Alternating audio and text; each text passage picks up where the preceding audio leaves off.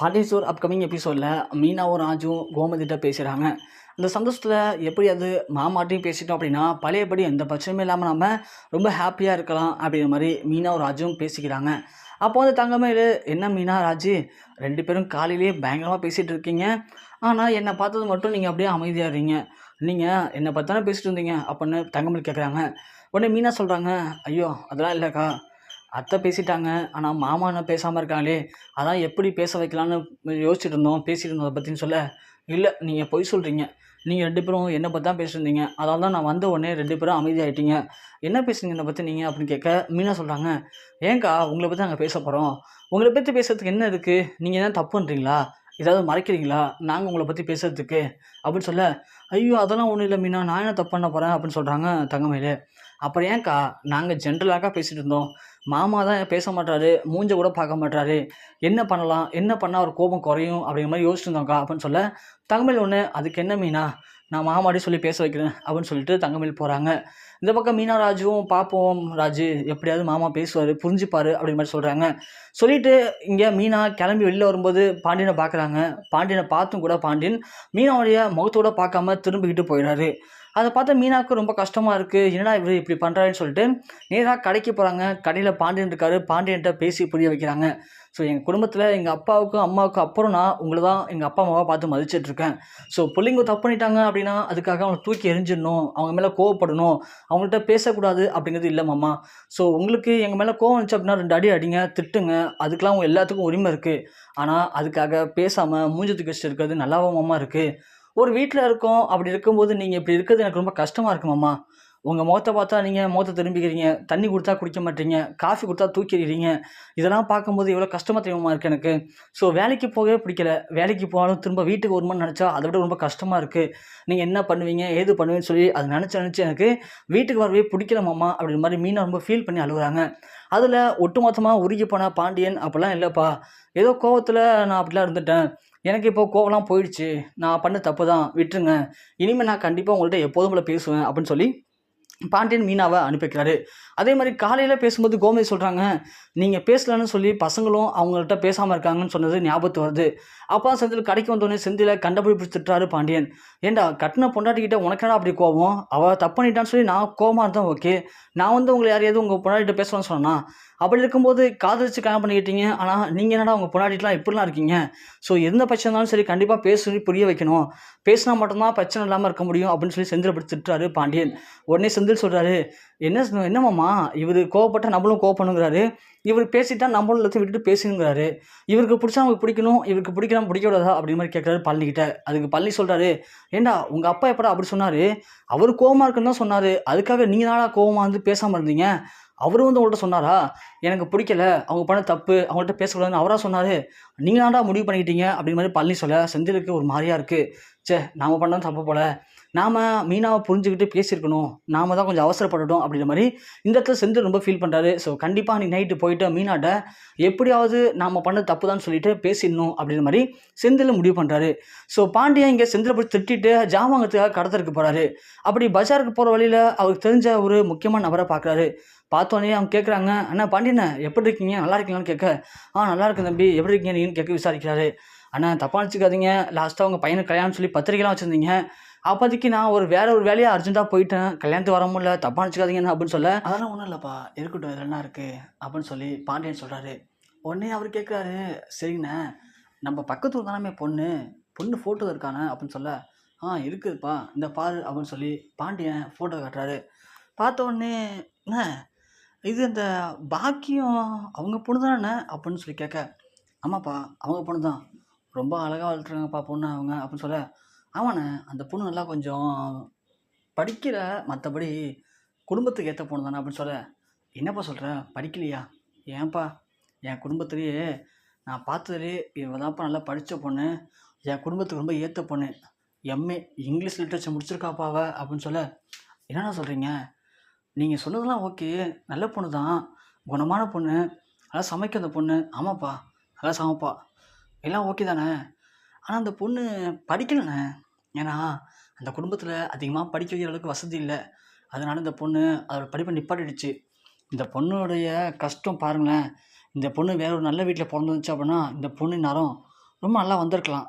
ஆனா, இந்த பொண்ணுக்கு படிப்பு வரல. அதனால அவங்க நிப்பாட்டிட்டாங்க 12வதோட அப்படின்னு சொல்ல, "இல்லையேப்பா! என் மருமக நல்லா படிச்சிருக்காளே!" அப்படின்னு சொல்லவும், இங்கே அவருக்கு சந்தேகம் வருது. "அண்ணன் இல்லண்ணே, என் பொண்ணோட தானே அந்த பொண்ணு படிச்சா. அதனால தான் சொல்றேன். ஊரு ஃபுல்லா ஒரே கடன் வேற. அதனாலேயே அந்த குடும்பத்த வந்து பார்த்தா எல்லாருமே ஒரு மாரி பேசுவாங்க." அப்படின்னு சொல்ல, "இல்ல தம்பி, நீ தப்பா சொல்றன்னு நெனைக்கிறேன்." அப்படின்னு சொல்றாரு பாண்டியன். "அண்ணே, என்னண்ணே நான் போய் உன்ட்ட பொய் சொல்லுவேனா?" "ஐயய்யோ! நீ பொய் சொல்லணும்னு சொல்லலப்பா. உனக்கு தெரியலன்னு நெனைக்கிறேன். நீ வேற யாரையோ தப்பா நெனச்சு சொல்ற." "அண்ணே, இந்த பாக்கியம் இருக்காங்கல்ல, அவங்க பொண்ணு தானே இது. இதெல்லாம் ஓகே தான். தங்கமயில் தானே அந்த பொண்ணு பேரு. அவங்களுக்கு மொத்தம் 2 பொண்ணு இருக்காங்க. இவ மூத்த பொண்ணு தானே?" "ஆமா தம்பி, நீ சொல்றது எல்லாமே கரெக்ட்டுப்பா. ஆனா, எனக்கு அந்த விஷயம் மட்டும் தான் புரியல. அவ நல்லா படிச்ச பொண்ணு. அவங்க வீட்ல நான் கேட்காமலே 80 பவுன் போட்டு கல்யாணம் பண்ணி குடுத்துருக்காங்கன்னா பார்த்துக்கயேன். ரொம்ப ரொம்ப மரியாதை தெரிஞ்ச குடும்பம்." அப்படின்னு சொல்ல, "அண்ணே, இதெல்லாம் எனக்கு சந்தேகமா இருக்கேண்ணே. அந்த குடும்பம் அப்படிப்பட்ட குடும்பம் கிடையாதுண்ணே.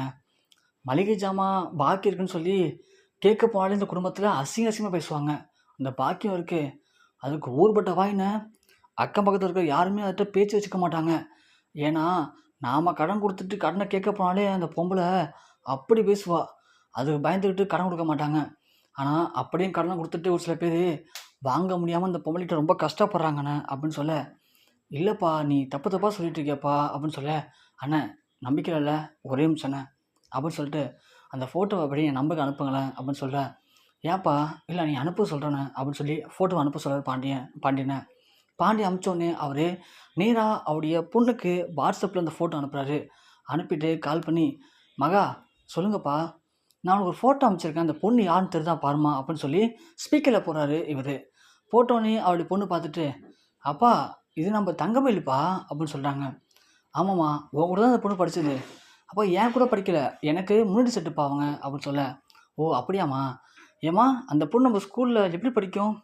"அப்பா, அது தங்கமயில் அந்த அளவுக்கு படிக்காதுப்பா. அதுக்கு படிப்பே ஏறல. 12வதுல ஃபெயில் ஆயிடுச்சுன்னு சொல்லிட்டு அவங்க அப்பா அப்புறம் படிக்க வைக்கல. அது மட்டும் இல்லாமப்பா, அவங்க குடும்பத்தில கொஞ்சம் கஷ்டம்ப்பா. அதனாலேயே அந்த பொண்ண படிக்க வைக்க முடியாம போயிடுச்சு. ஆனா நல்ல பொண்ணு நல்லா சமப்பாப்பா தங்கமயிலு." அப்படின்னு சொல்ல, பாண்டியனுக்கு ஒண்ணுமே புரியல. "அம்மா, அது பாக்கியத்து பொண்ணு தானே?" "ஆமாப்பா, மூத்த பொண்ணுப்பா. அதுக்கப்புறம் இன்னொரு பொண்ணு இருக்காங்க."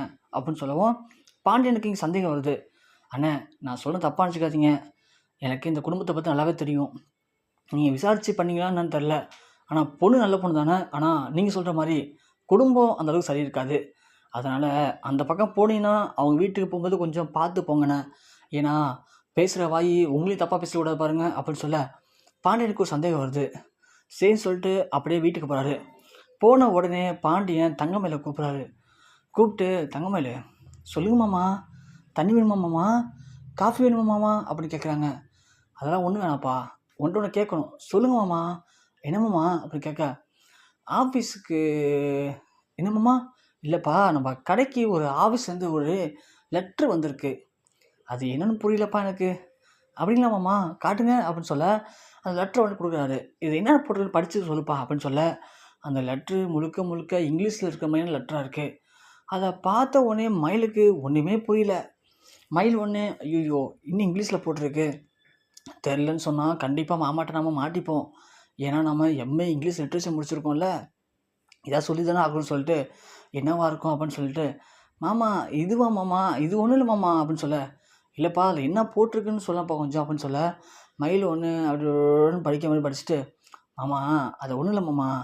நம்ம கடைக்கு லோன் கீன் வேணுமா?" அப்படின்னு கேட்டு பேங்க்லேருந்து அனுப்பிச்சிருக்காங்க மாமா. "சும்மா இது மாரி அடிக்கடி நம்ம நெறையா இன்வெஸ்ட் பண்ணி சம்பாரிக்கணும் மாமா. அதுக்காக லோன் வேணுமா, லோன் வேணுமான்னு கேட்டு அடிக்கடி அனுப்புவாங்க மாமா. இந்த மாரி எங்க வீட்ல நெறையா வந்திருக்கு மாமா.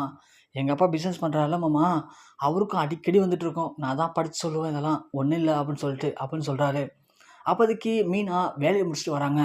மீனா வந்தோனே, "அம்மா மீனா." சொல்லுங்க மாமா." "வேலைலாம் முடிஞ்சாப்பா?" முடிஞ்சுச்சு மாமா." "மீனா, அந்த தங்கமணி வச்சிருக்க லெட்டர வாங்கி அது என்னங்கன்னு போட்டு படிச்சு பாருப்பா." அப்படின்னு சொல்ல, "என்னங்க மாமா, நான் தான் படிச்சு சொன்னேனே." அப்படின்னு சொல்ல, "இருக்கட்டும் மயிலு, அத மீனாட்ட குடுப்பா கொஞ்சம்." அப்படின்னு சொல்றாங்க. மயிலு யோசிச்சுக்கிட்டே மீனாட்ட குடுக்குறாங்க. மீனா உடனே வாங்கிட்டு, "என்ன மாமா, அதுல என்ன போட்டிருக்குன்னு படிச்சு பாருப்பா கொஞ்சம்." அப்படின்னு சொல்றாங்க. எல்லாத்தையும் படிச்சு பார்த்துட்டு, "மாமா, இதில நம்ப கடைக்கு கோல்டு வின்னர்லேருந்து அடிக்கடி நம்ம சரக்கு நிறையா வாங்குறோம்ல மாமா, ஆயில்லாம்." "ஆமாப்பா. அதுக்காக கோல்டு வின்னர்லேருந்து ஒரு லெட்டர் அனுப்பிச்சிருக்காங்க மாமா.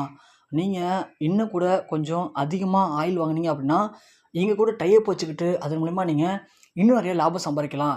அவங்க புதுசாக இப்போது அவங்க சைட்லேயே நிறைய ப்ராடக்ட்டை உருவாக்க போகிறாங்களாம். அந்த ப்ராடக்ட்லாம் வாங்கி நீங்கள் சேல் பண்ணீங்க அப்படின்னா இன்னும் கூட அதிகமாக லாபம் சம்பாதிக்கலாம்னு சொல்லி போட்டிருக்கு மாமா. அதுக்கு நம்ம விண்ணப்பிக்கணுமா அப்படிங்கிற மாதிரி போட்டிருக்கு மாமா அப்படின்னு சொல்ல, அப்படியா மீனா போட்டிருக்கு? ஆமாம் மாமா அப்படி தான் போட்டிருக்கு. என்ன மயிலு, மீனா ஒன்று சொல்கிறா, நீ ஏதோ பேங்க்லேருந்து லோனுக்காக அமுச்சிக்கலான்னு சொல்கிறா அப்படின்னு சொல்லவும், மீனா ஒன்று பேங்க்ல இருந்தா மாமா, இங்கே பாருங்க மாமா, இந்த ஃபோட்டோ தெரியுமா உங்களுக்கு லோகோ? அப்படின்னாப்பா, அதான் மாமா கோல்டு வின்னரில் போட்டிருக்குமே சூரியகாந்தி பூ போட்டிருக்கு பார்த்தீங்களா? ஆமாம் ஆமாப்பா அப்படின்னு சொல்ல, இதான் மாமா கோல்டு வின்னல் கம்பெனி தான் மாமா அனுப்பிச்சிருக்காங்கன்னு சொல்லவும், தங்கமயில் அப்போ தான் அதை பார்க்குறாங்க. ஐயோ கோட்டை விட்டுட்டமேடா அப்படின்னு சொல்ல, மயிலு நீ ஏதோ பிஏ எம்ஏ இங்கிலீஷ் லிட்ரேச்சர் முடிச்சிருக்கியா? மயிலு ஏன்ப்பா உனக்கு இந்த கேவலமான புத்தி?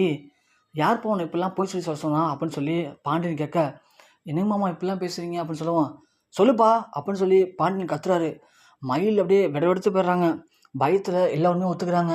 மாமா எனக்கு ஒன்றும் தெரியாது மாமா, எங்கள் அம்மா தான் அப்படிலாம் போய் சொல்லி கல்யாணம் பண்ணி வச்சுட்டாங்க. நீ என்னப்பா படிச்சிருக்க? நான் 12வது ஃபெயில் மாமா அப்படின்னு அதுக்கு பிறகு நடந்த எல்லா உண்மையும் சொல்கிறாங்க. உண்மையை சொல்லிட்டு கதறி அழுகுறாங்க மயில்.